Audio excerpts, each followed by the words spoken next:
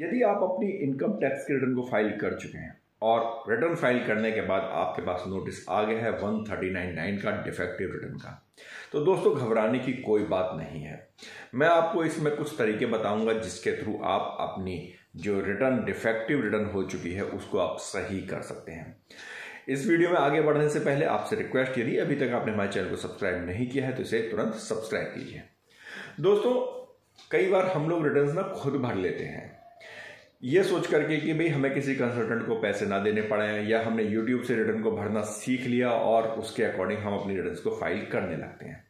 लेकिन जब return file की जाती है ना दोस्तों, तो बहुत सारे टेक्निकल चीज़ें होती हैं जिनका ध्यान देना बहुत जरूरी होता है, लेकिन हम उनका ध्यान नहीं देते। और एक बात मैं आपको बताऊं कि इस समय artificial intelligence income tax department use करने लगा है, तो कई जगह पर तो मैंने ये देखा है कि लोगों ने रिटर्न को फाइल किया और एक दिन के अंदर ही उनके पास में डिफेक्टिव रिटर्न का नोटिस आ गया।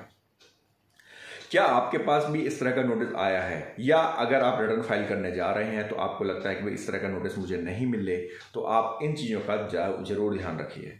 पहली चीज़ कि आप ये देखिए कि भाई जो आप रिटर्न फाइल कर चुके हैं या आप रिटर्न फाइल करने जा रहे हैं, तो जितना आप TDS का क्लेम ले रहे हैं क्या उतना आपके 26AS में नज़र आ रहा है या नहीं आ रहा है।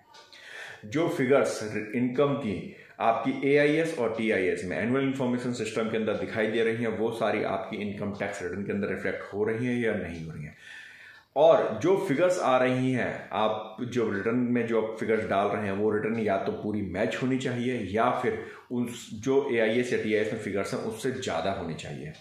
सपोज कि आपने बैंक इंटरेस्ट की बात कर लेते हैं, तो बैंक इंटरेस्ट यदि AIS या TIS के अंदर 100 रुपये आ रहा है, तो आप यदि 99 रुपीज़ भी अगर आप बैंक इंटरेस्ट डाल देंगे तो आपको नोटिस पक्का आ जाएगा, क्योंकि सिस्टम तुरंत ये कहेगा कि जी 100 रुपये के अगेंस्ट में आपने सिर्फ 99 रुपीज़ ही दिखाया है, यानी आपने अपनी इनकम कम दिखाई है, नोटिस आ जाएगा। हाँ, 100 के बदले में यदि आप 101 दिखाते हैं तो सिस्टम को कोई भी प्रॉब्लम नहीं होगी।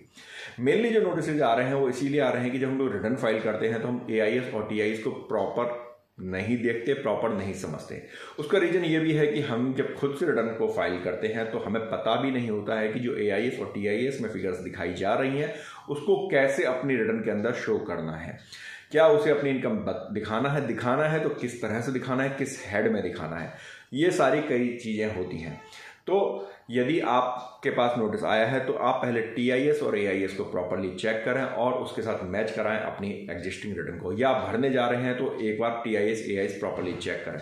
यदि इस दोस्तों कभी भी आपको कोई भी कंफ्यूजन होता है तो मैं तो सलाह ये दूंगा कि किसी अच्छे टैक्स कंसल्टेंट के साथ ही अपनी रिटर्न को फाइल करवाएं, अदरवाइज आपके पास नोटिस जाएंगे और आपको हैवी पेनल्टी देनी पड़ सकती है।